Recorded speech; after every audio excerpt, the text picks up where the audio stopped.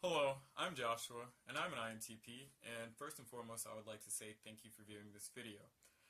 The topic of this video will be on intelligence, and I think that I should say at the preface that I am very much aware that intelligence is a controversial topic, and that if some things stand as true in terms of their scientific validity, it would mean that there are irreducible and irreconcilable differences amongst people in people groups, and the social component of intelligence is one that is wrought with a great deal of uncertainty and angst. And I am sensitive to this, but I will not pay attention to that in my description of what the scientific facts demonstrate, at least insofar as what I can interpret that they demonstrate.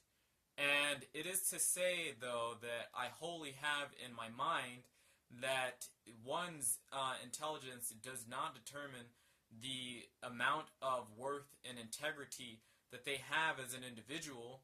That comes to them innately by way of being human, for the only thing that is sacred to me is the human experience itself at any level of cognition and representation. Now, I would like to say that primarily what determines the validity of any scientific theory is its predictive capacity, or its power of prediction. And intelligence falls in the same scope, or I will use the same parameter and metric insofar as it goes with IQ tests to lay the context and framework from which I will be considering its validity as an instrumentation, and its validity as an instrument and its instrumentation. And it's from saying this that one thing I notice in most people is that when considering the question of IQ is that it starts from a place of self-referentiation, and it's oftentimes considered in the context of the classroom environment and within the context of academia in that. And I would be one to urge the listener and viewer to consider that the question of intelligence is not merely one of solely academic significance or personal significance, but is one of cultural significance, and not one by way of first thought in terms of any eugenics or elitist society or any sort of natural law and order oligarchy that some may propose by way that the highly intelligent and more capable should rule the lower and less capable. I'm not saying that, but what I am explicating will be made clear when I talk about how intelligence, at least one can look at it in terms of a psychometric battery or a statistical category, which is how I largely consider it. I only think about it and it's really in a statistical nature and not far outside of it. And I know I'm using IQ and intelligence synonymously, but bear in mind that when I say intelligence in this video, I explicitly mean IQ, and I suppose I'll just switch to saying IQ so I don't confuse anyone. I do not think, though, let me pause here, I do not think that IQ is the complete picture of intelligence, but I think it is the best picture we have come up with to date.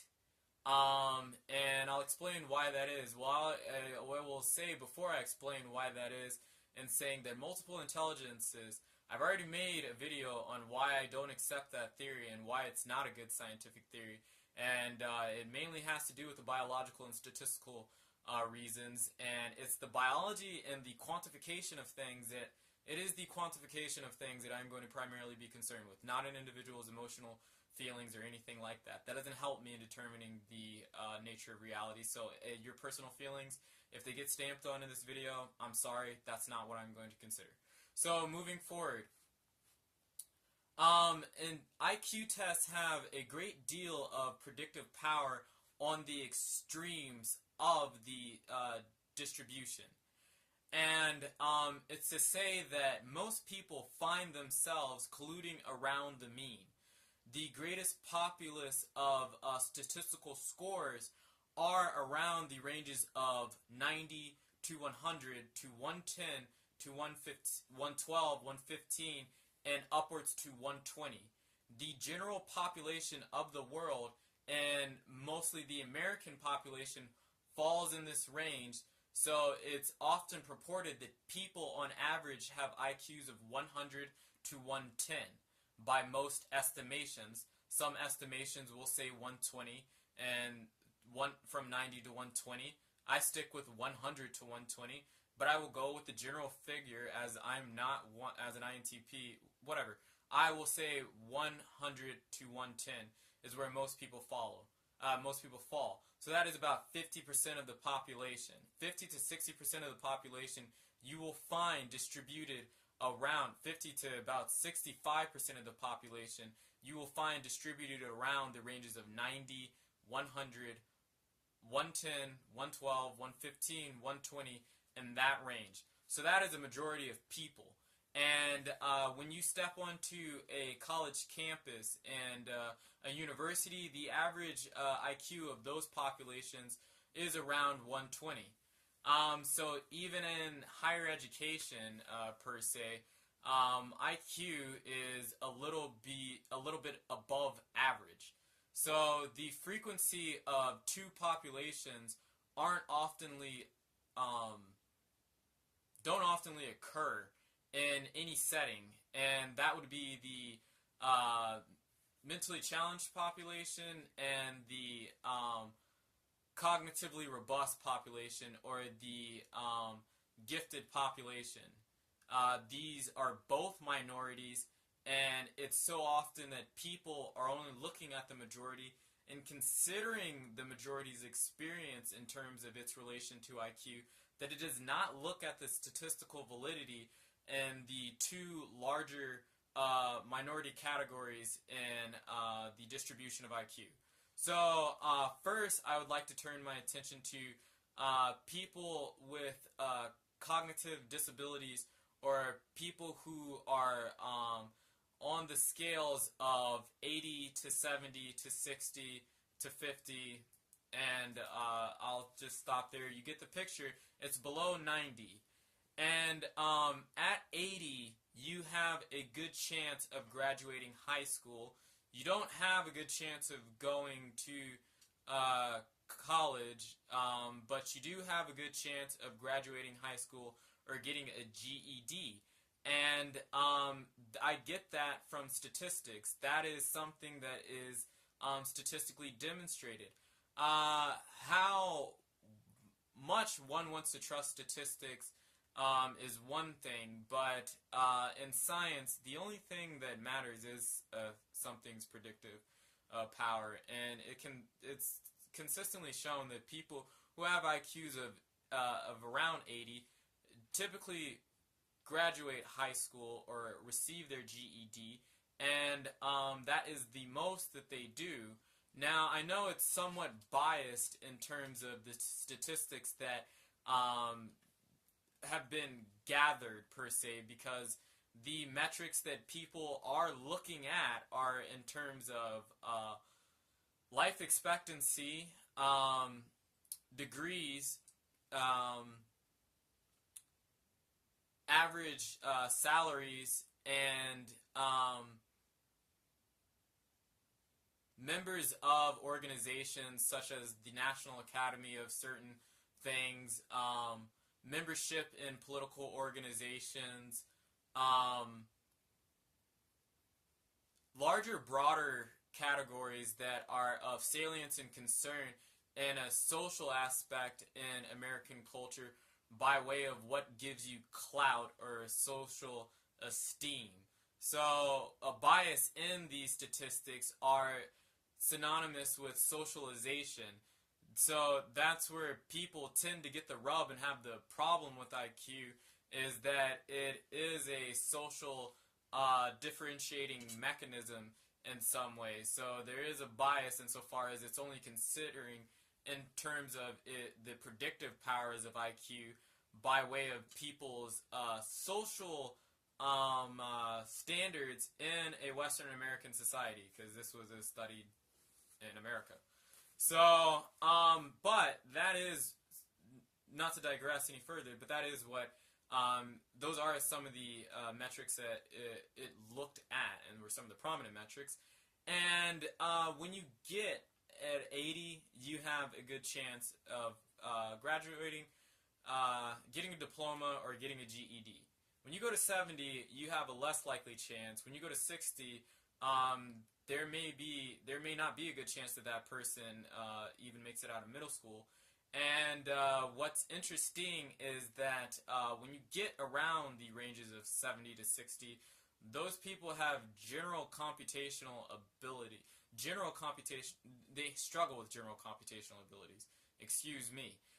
The general mathematical reasoning that people can have insofar as, and I don't mean like that they have troubles with fractions like a lot of people do, but that they don't do some of the very basic mathematical things, and they have a very great deal of trouble with abstraction insofar as pre-algebra is, which it would be something that's if not wrought with some minor difficulty for most people, is fairly I think standard. I mean, I know a lot of people, and most people have a problem with some things in pre-algebra, but these people essentially can't do it. And these people, when you take them, for example, into factory jobs, they even have a hard time being able to do those, because the tasks that people have to perform in factory jobs require for someone to keep about 4 bits of data going, and they have a low level of working memory.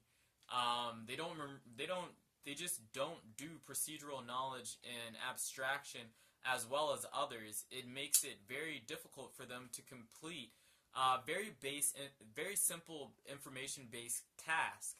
And that is the sort of licensing and warning I would like to give to people when they're considering the validity of IQ per se, and what it says about a person's general experience in the world, primarily because we are living in an industrial and information-based society, to where the dissemination,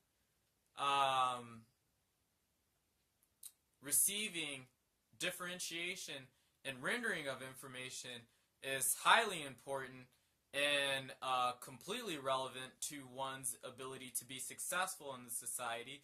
And if you can't do that, then your best bet is factory work or skilled labor.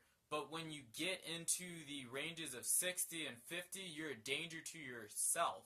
So it's even hard for them to have a job, and you would know people in those ranges from 50 and on as the mentally handicapped population.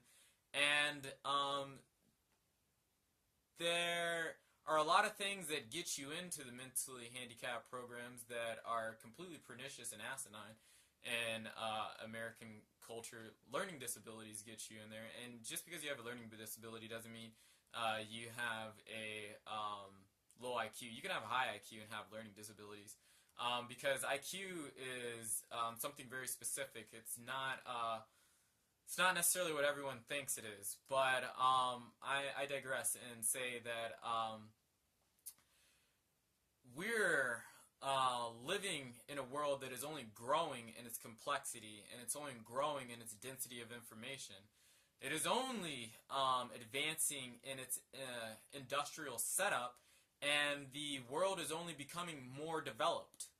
And with the increases in population, and it seems that science is going to permit the population to grow even more, per se, that people very much will have to consider in terms of what the future looks like, that there is about 15 to 20%, I would even go far to say 30% of the human population is barely functionally literate, and is barely cognitively able in certain information tasks, and it's only increasing. And oftentimes the solution is proposed education, education, education, but these people struggle in education, and it's not merely because of the schema of it, and it has to do with their own cognitive capacities. And it's not to villainize or bastardize these people, because the human experience is sacred to me in any strata of intelligence, and no one should be lost and forgotten. But we have to face the facts and the trueness of this issue, that there is going to be a very dark and ominous bridge that we're going to have to cross at some point in time if we don't get serious about our consideration of what it means in terms of our cognitive abilities and our capacity to get along in society and in the world. It's just that we're only increasing the game, and it doesn't seem to be slowing down, and we have a good portion of mankind that is not going to be able to participate in the race.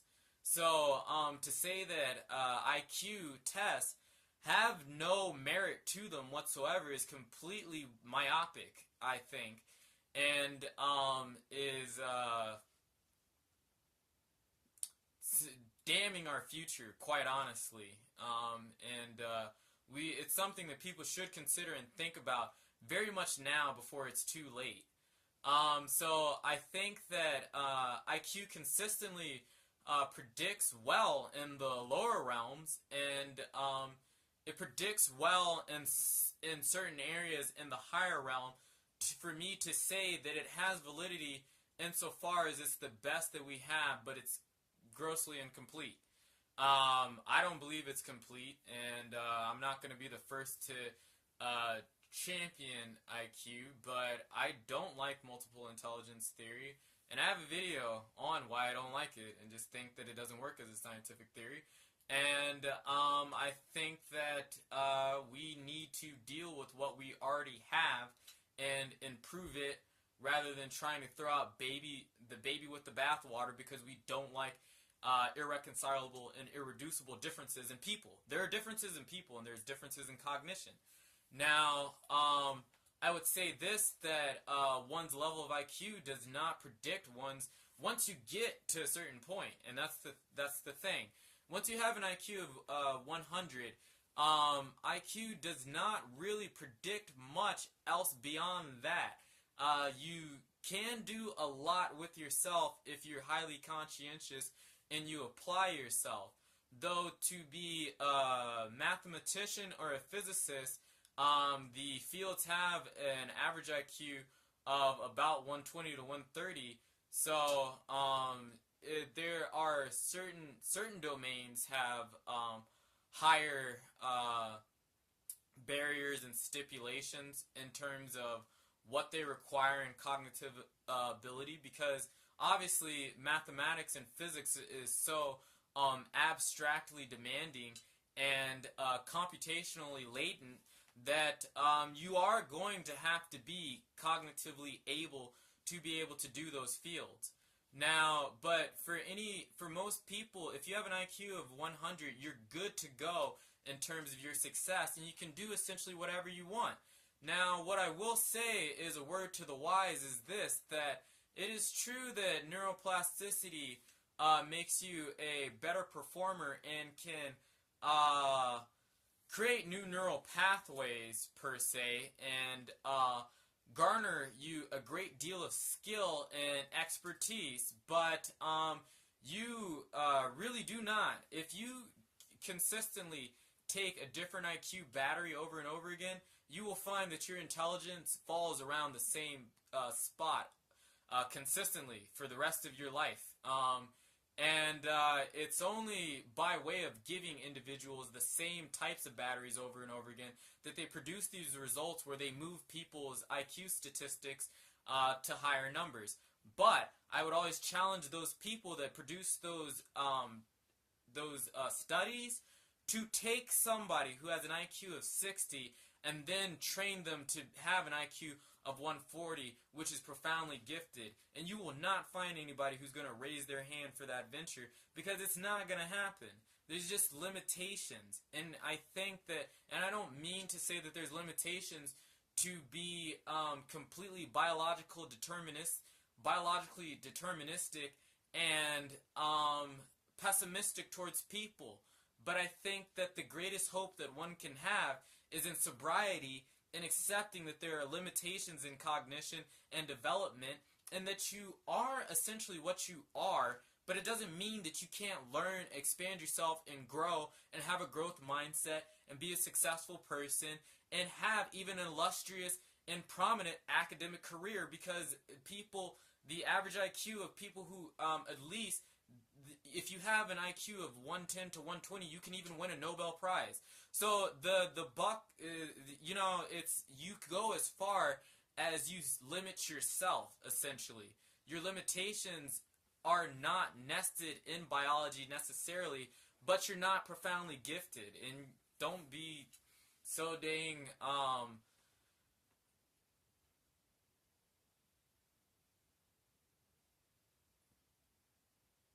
just aggro towards IQ tests because they don't promote your own self-referential standpoint. That's not the point of science. It's not here to make you feel good.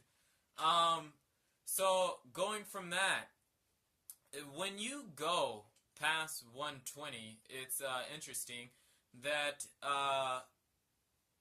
130 is what people consider bright, and 135 is, it depends on what test, but most people consider gifted.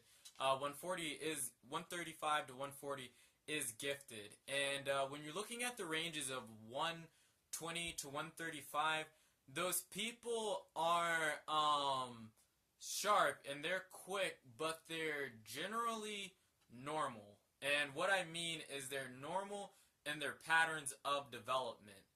What most people consider in terms of what they think about in somebody having a high IQ is that they think that they are essentially perfect and come with packaged forms of knowledge in their mind or something or other, but people with IQs of 140 and over still have to learn things, and two, that they are very much shadows or reflections of the mentally challenged community, insofar as this, that there is a greater frequency in the mentally challenged community to be born with asynchronistic patterns of development and mental irregularities, and there is a greater distribution and frequencies of people with high IQs to be born with asynchronistic patterns of development and mental irregularities. IQ seems to be a mental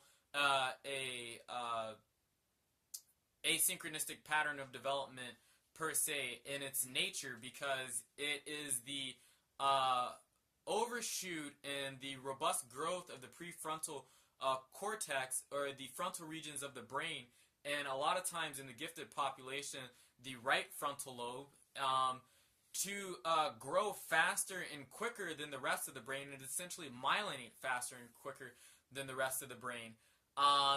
So it's not as if they have more, though there is statistically sometimes a greater volume in brain size, but brain size just doesn't have a great statistical correlation with overall IQ score. its brains come in a lot of different shapes and sizes, but the developmental patterns are consistent. At least the general pattern is consistent insofar as that it's not normal for people's frontal regions of their brain to develop before the rest of their regions of the brain, or to develop faster than the rest of the regions of their brain, and essentially to myelinate quicker, because most people's frontal regions myelinate, well, all people's frontal regions completely myelinate around 18, 20, and 25. But these people, their front brain, it's growing, and it's growing steadily quicker and with greater rapidity than the average person. And it's why they tend to, because working memory is primarily the action of the executive functions in the brain, score high on IQ tests. IQ tests are essentially selecting for people who have this asynchronistic pattern of development. Now, this asynchronistic pattern of development comes with some very strange peculiarities. One thing is that its relation in terms of personality is that it seems that IQ influences personality. The correlation between IQ and personality works roughly like this. In the Big Five model, because I can't talk about this with MBTI, there are some studies with MBTI and Mensa, and I know those, but there's a lot of anyways, I'm not going to go to those. But the Big Five model has statistical correlations insofar as what it's looking at in terms of scores and physiological makeup or neurophonology, the frontal density of the person's brain. So what it essentially shows is that you have a trait called openness to experience. I'm going to skip all the other traits and the Big Five dimension, but the trait of salience and importance is openness to experience. This dimension has two aspects, and one is of aesthetic sensitivity and aesthetic appreciation, and general novelty seeking, and that's one dimension. The other dimension is intellection. Those things have a overlay and symptotic relationship with one another, but they're not completely synonymous. They're aspects a lot like extroverted feeling and introverted feeling are feeling, but they diverge. So it's the same schematization and the person's development, and there can be a great deal of overlay between the two, but fundamentally openness to experience is the greatest predictor and has the greatest correlation with one's IQ. Now, but the only thing that's going to predict one's IQ is one's IQ score. That is to say that you do not, and you typically will not know, unless you're profoundly gifted, then it's going to be much more obvious that you're much more intelligent than other people. That you'll know that from taking an IQ test roughly, or at least that you have a high IQ. You learn that from taking an IQ test. You don't really, I mean, I think people socially, because we're social things, know, but per se in having just solid statistical data, that's the only way you're gonna get it. It's like you being any particular personality type doesn't guarantee you anything. It roughly, I think that openness to experience has a relationship with intuition and extroverted sensing, but because they share some things, but I don't know necessarily what, because it doesn't have a complete overlay. They're not the same systems or dimensions at all, and I think when you go to one end of the openness to experience dimension, you get what looks more like, at least in terms of novelty seeking, could be either extroverted intuition or extroverted sensing. But when you get to the other dimension, it's rather hard to tell. And you have people who statistically have IQs of 135 and they're or 140 and they're in ENFP or they're in INFJ. They're not a thinking type, so it's just not. It's not that cut and dry and simple. Just nothing is that simple. But what I can say is that when you go up the strata in terms that there's a very large disproportionality for introversion when you get past 140. 140, when you get up to 140, they stop being normal and what most people consider normal. And as you go, and it's not completely synonymous with having high IQ, but it's with fairly regular, it's with fair regularity that you see what most lay people would consider eccentricity in these individuals and introversion in these individuals. But what this eccentricity is not just weird or crazy behavior, and is not merely mental disorders like low latent inhibition or ADHD or anything like that, but what are called Dabrowski's overexcitabilities, and they're very frequent in the gifted population. And overexcitabilities have several categories. You have psychomotor, emotional, intellectual, and sensual. And what it means and what should be garnered, or at least what typifies high IQ, is that these people's lives and their experiences in the world is one wrought with a great deal of intensity. They just experience the world much more intense than another person does.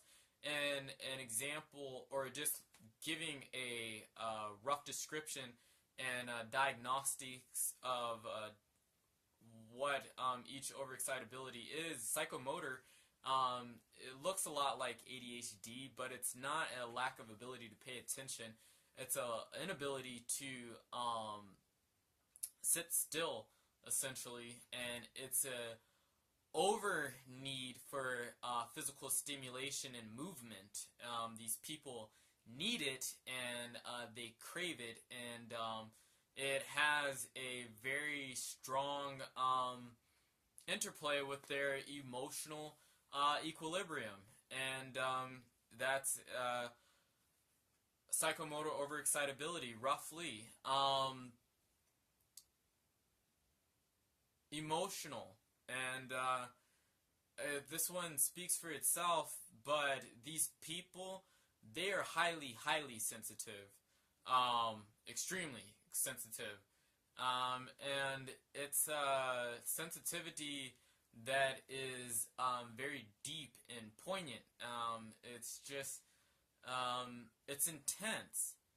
The only thing, the best word that will come up over and over again is intensity. The way that they're possessed and enwrapped in their emotional experiences, and how they feel about the world and what the world does to them is just not going to be privy to most people, and they're not going to experience it.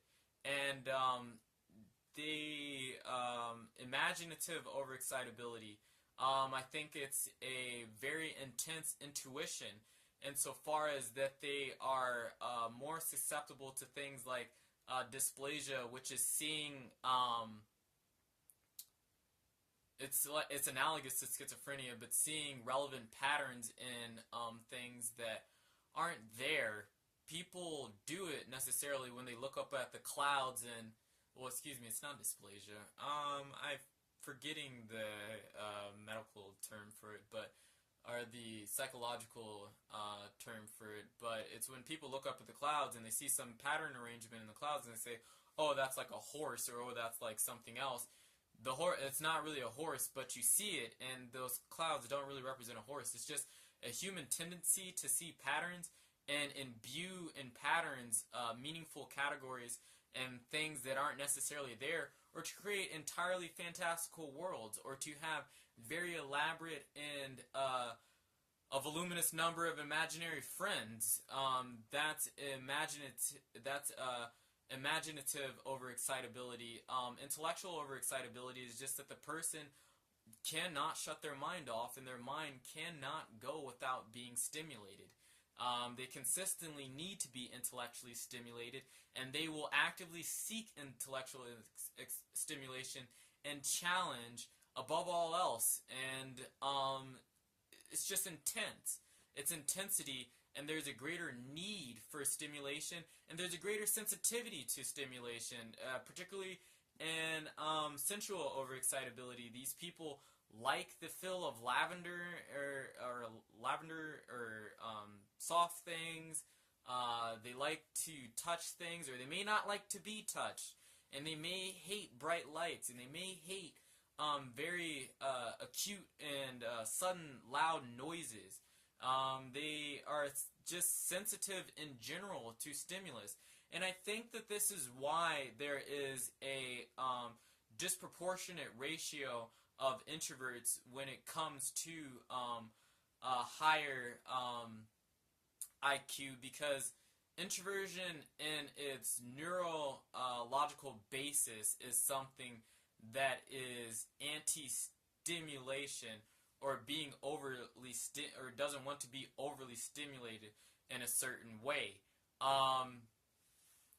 Also, that the higher you go up, the more these overexcitabilities tend to cluster in one individual. And it's just to say that because one does not experience their life in this manner, do not think that this existence is not a real thing, or that IQ doesn't show, or at the very least demonstrate consistent patterns in one's experiences in the world. And maybe it does not have the predictive capacities in being able to determine one's future. And I think it's stupid that anybody ever tried to use it for that. But it can, to a limited extent, predict if you will graduate high school. But like the likeliness of it. But there are a lot of factors that will predict that. And the greatest factor in predicting one's academic success is the trait of conscientiousness, and just really means hard work and organizational abilities. But I digress and say that though it does not predict the things that people would have had first thought or hoped it would, it does consistently demonstrate, at least statistically, and the existence of the individuals that lie along the right end of the spectrum and the left end of the spectrum, that they live fundamentally different lives than most people in the middle, on both sides, and the hell that they can that each of these individuals can live in is different than the one in the middle. And I would say that the only other way one can know if they're highly intelligent is a gross amount of overexcitabilities, but those things are pretty dang apparent, because at least it's not completely synonymous. So you can have an IQ of 140 and not have a whole host of overexcitabilities, or only possess one, and it just seem like an idiosyncratic tick that you do. So you're not really, you don't really think yourself highly intelligent, or others don't think you highly intelligent. I mean, they know you're bright, but they don't think you're profoundly gifted in any way, shape, or form, because most people have an ignorant view of what intelligence means. Intelligent people, whether they have an IQ of 140, 160, or 200, they still need to learn, and they still need to learn. they still learn. They still need to learn, and they need mentorships, and they need teachers, and they need practice just as much as anyone else. It's just that they don't grow at the same rates as everyone else. They grow much more swiftly in that scale, and on the left end, they grow much more slowly, or they don't grow. Sad to say, but it's the truth. And it's just to say that if you're ever wondering, just check the list of overexcitabilities, or look up Dabrowski's overexcitabilities. But if you really want to know where you're at, I say that the best thing is to take an IQ test and just really know. Now, to wrap up this video, because it's getting very long and I'll have to make a part 2, to talk about some of the more personal and at-home issues, per se, on intelligence, I'll have to make a part 2, but in this one, I will just explicate that in this video, all I really wanted to do was to make a case for the validity in one scope, and I don't think, and I say again, that it's not completely, it's not complete, and I think everyone knows this, but I don't think we should necessarily go the route that most educational theorists are proposing, or that some popular psychologists are going with. I think that's completely idiotic, and we need to stop doing that. And also to say that IQ, it does predict some very real things that people need to consider. Even on the right, those individuals' ability to integrate into society is going to be much harder than another's. So keep that in mind when you're thinking about the validity of IQ or the non-validity of it. It's valid in some areas and not valid in other areas.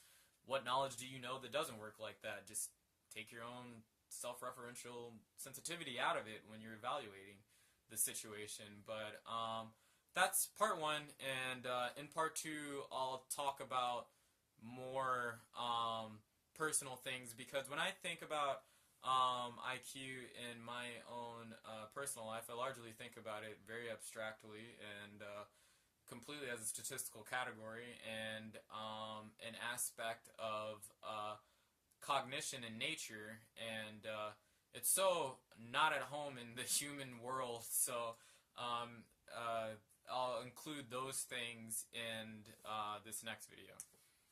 So thank you for watching.